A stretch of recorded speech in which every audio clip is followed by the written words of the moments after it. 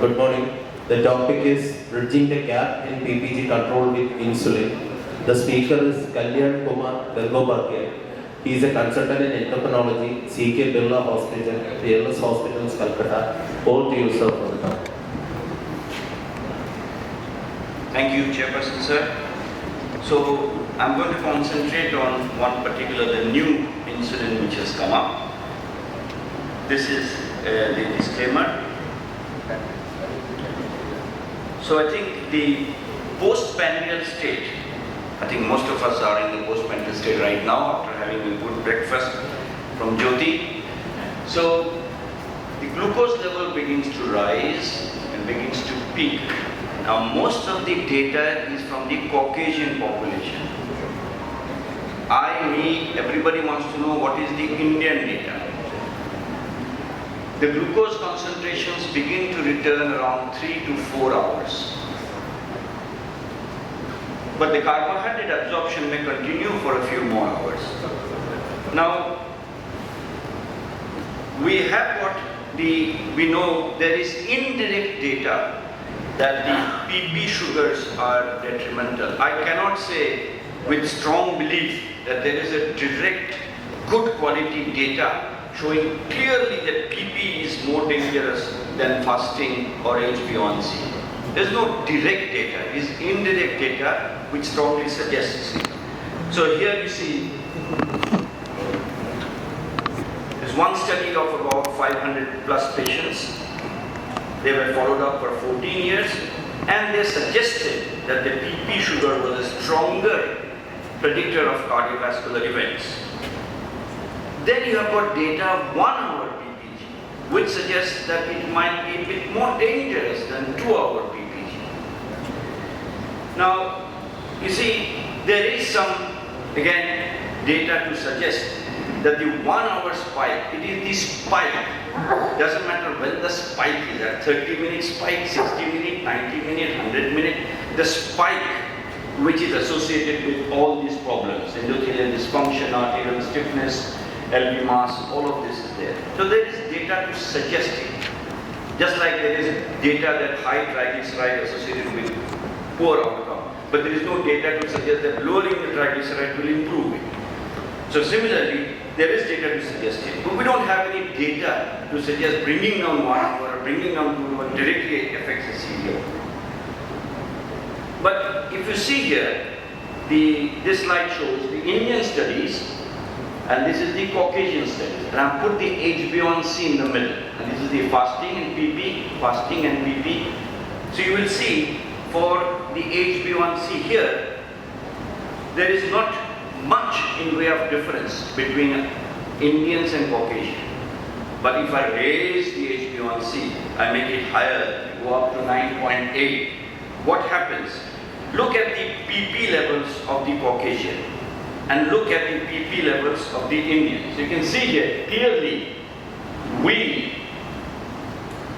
Indians, we have got the PP sugar seems to contribute more, and therefore we should target both fasting and PP, keeping in mind that if we really want to get the HbA1c target, it is the PP sugar which should be targeted more. Now, as I said, I want to know Indian data, our food, how much, where is the peak? Is it at 30 minutes, 60 minutes, 120 minutes, where is the peak? So this is the best data that I could get out. I can see here, it's good, there's dosa and chutney, there's idli and chutney, there's pongal, and those want puri and sabji, sabu which is there, chapati and dal is there. Now look, red is 60 minutes. The blue is 30 minutes. Now you can see here, for dosa, chutney and pongal, the maximum glucose rise is occurring at 30 minutes. And almost all of them, the maximum rise otherwise is at 60 minutes. So you can see yellow is 2 hours. All the food that we normally meet you and rest of the country takes, the 2-hour PP sugar is lower than the 30-minute or the 60-minute. But what do? We extrapolate data from the Caucasians. So they have got a different, they have got cheese in there, so their absorption is less. They have got we have got less insulin to tackle it.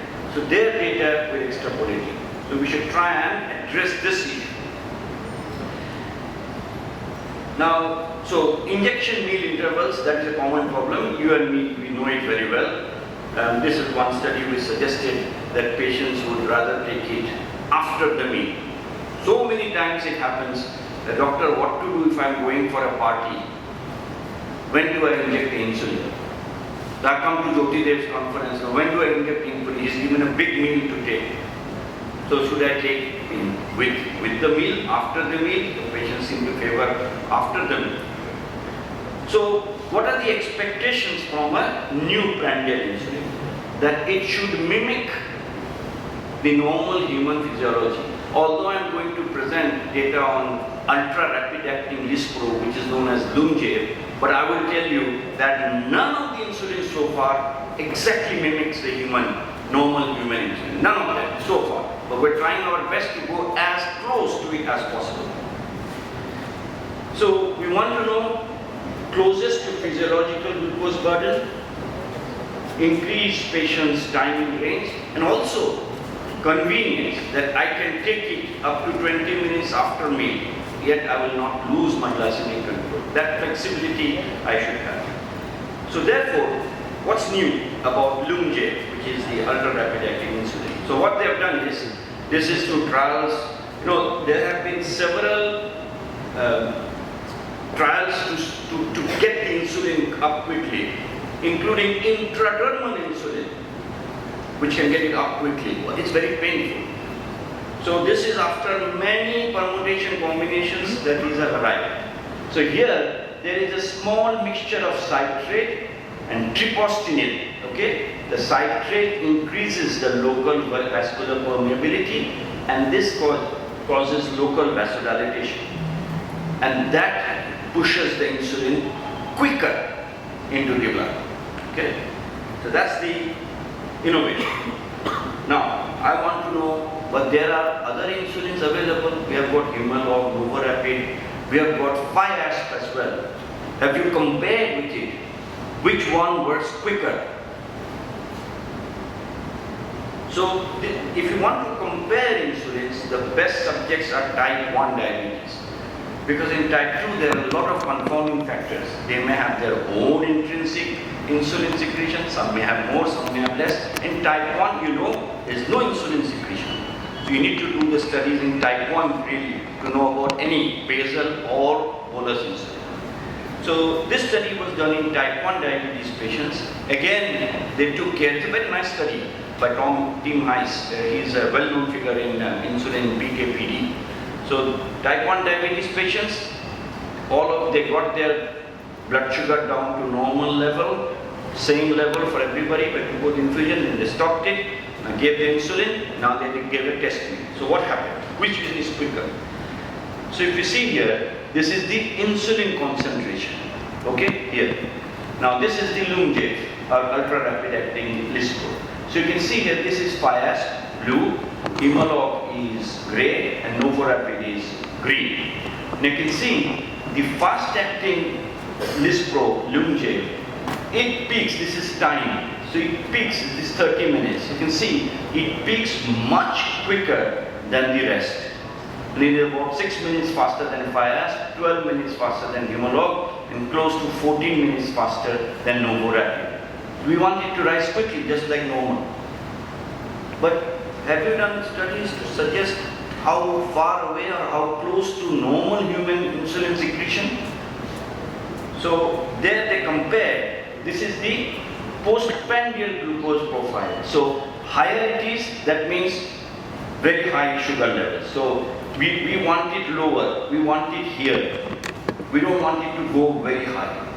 So you can see here, the highest is with Novorapid and Humalog, the glucose excretion. And the lowest is with the rapid acting Lispro, ultra rapid acting Lispro, which is the Lumjave. Now here you see somewhere this is healthy subject, somewhere hidden in between is the healthy subject. So in the healthy subjects, now note very interestingly, in healthy subjects, the insulin, the postprandial glucose surge comes down nicely here. and very little postprandial glucose excursion here.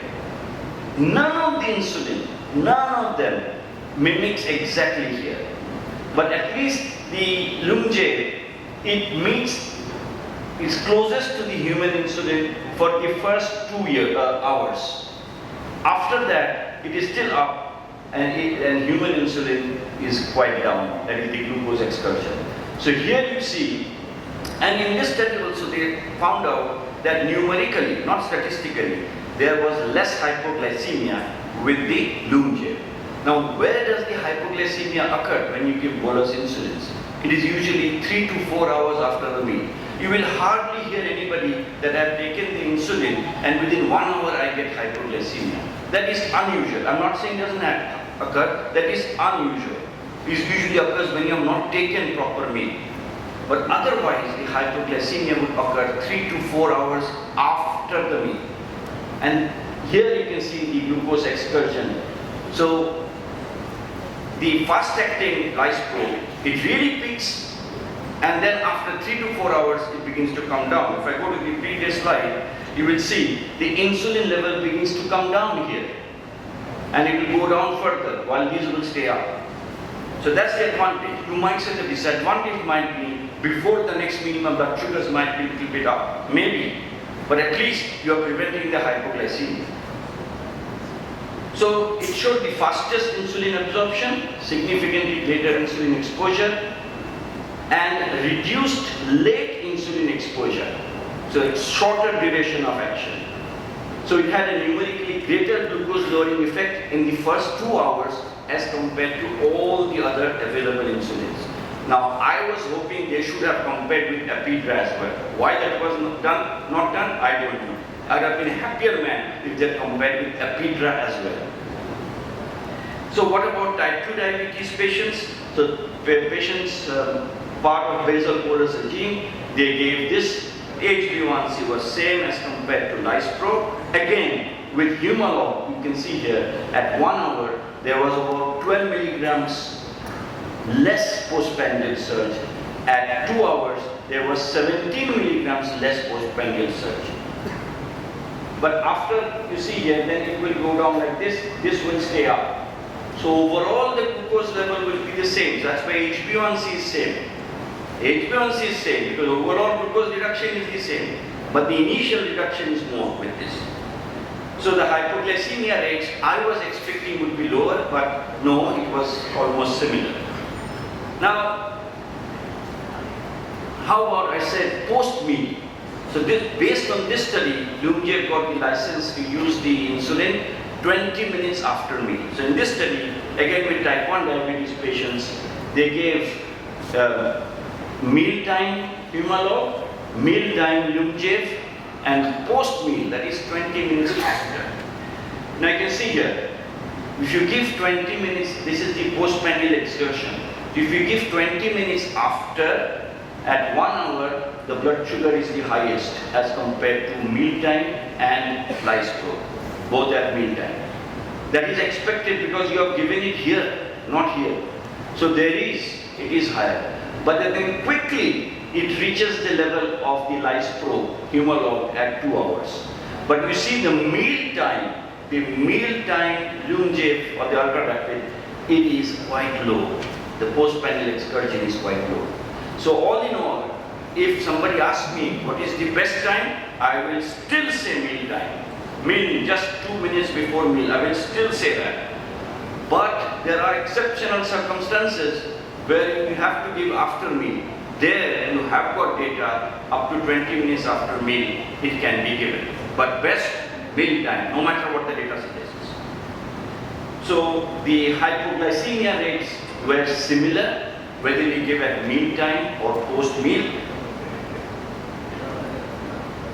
Overall adverse effects were all similar. Now in timing range study, you can see here this is meal time, this is Lispro, that is Humalog, and this is post-meal. So the timing range seems to be best with meal time. Just underlines the point which I've said, meal time is best. But at least the post-meal is not inferior to the Himalog that we normally give. Time in hyperglycemia, here the post-meal seems to do better. But again, lack of Indian studies. Dosa, uttappam, where is it gone? Nowhere. I was in England for 13 years. Only in London I could get, and Birmingham, nowhere else I could get dosa. The moment I landed in India, I used to go to the dosa shop straight away.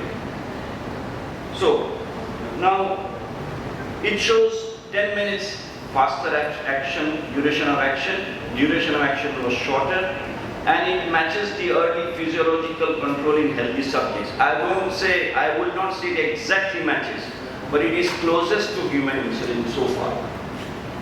And the PPG excursions seem to do better. It will be really great if we do the study in India and compare with our usual food, not the mixed meal which is usually given in trial. Usual Indian food which I've shown you, what happens. That will be a great study to do. And I'm sure this will win there because, as I showed you, the post-meal 1 hour sugar rise is maximum with our Indian foods. Now the question is, where do I actually use it? Which patients? So I feel number one in my list is in patients. I had done a study in England, timing of insulin administration to hospital inpatients. So what I did there, I divided inpatients on insulin into two groups. One group, the nursing staff gave the insulin, and one group, the patients themselves injected the insulin. Nurses had to enter into the computer the time when they are giving the insulin. So I know what time the insulin is given. And I gave a separate sheet to the patients. You write down what time you are taking your food. So now I know the insulin which is given, whether it was given at the appropriate time, say for extra pay 20 to 30 minutes before meal, and for the analog within 5 minutes of meal, or not. So the result was very surprising, and it presented in Diabetes UK. What it shows that if the nurses, when they gave it, only 19% was given on time. And when the patients gave it, about 80% was given on time. This is in a university hospital, Birmingham, the second largest hospital in UK. There are several reasons in hospital. We don't know when the food trolley is coming, patient is vomiting, don't know a lot of things. So in patients, particularly patients with CKD, chronic liver disease, having nausea, vomiting, you don't know whether the patient is going to eat the full amount, then you have the liberty, take advantage of this study, and you can give up to 20 minutes after the meal. So I feel, I always use basal bolus regime in inpatients. I feel this is very well suited for our inpatients population. Whereas, in the outpatient based, so we are giving basal plus one bolus. One bolus, you have found out that this meal has the maximum PP excursion. So then I will give it with that meal. I know that we are going to eat Indian food. I know that the blood sugar rise will be maximum at 30 to 60 minutes. So I know this will work better there. So basal plus one bolus. Pre-meal hypoglycemia. So as I said, the action is very quick and it tails down very quickly as well. With others, it tails down later. So many patients who complain of on basal bolus regime complain of pre-meal hypoglycemia. I might try this in there. Patients prone to hypoglycemia because most of the hypoglycemia with rapid-acting insulin occurs 3 to 4 hours after meal. I might try this. But my number one is inpatient and number two will be basal plus one bolus course. So with that I end. Thank you very much. Thank you very much. Very interesting talk, and we can have one or two questions. The injection is 2 to 20 minutes. Just like Correct. just like fiasco. Correct. Absolutely. This, what basal insulin do you want to combine with this ultra rapid insulin? So that is up to you. There is no compulsion to that you need to have this basal or that basal. You can use any basal. Do you see a combination with ultra rapid insulin basal coming in the near future, some co-formulation? So co-formulation, I don't think it has been studied yet. If you are using co-formulation, you already have the bolus in there, but you have to use co-formulation once plus one bolus, you may try. But I think it has not been studied associated with co-formulation because you have already got the bolus in the co-formulation. Questions from audience? Now we can conclude this. Okay, thank you very much. Thank you so much, Chair and Speaker, for the wonderful session. And now going to the next session, that is keynote lecture by Dr. Kumar. To chair the session, I would like to invite Dr. Jaykrishnan B, Senior Consultant Thirur, and Dr. Mohan Nair, former Director and CEO, Indian Institute of Diabetes,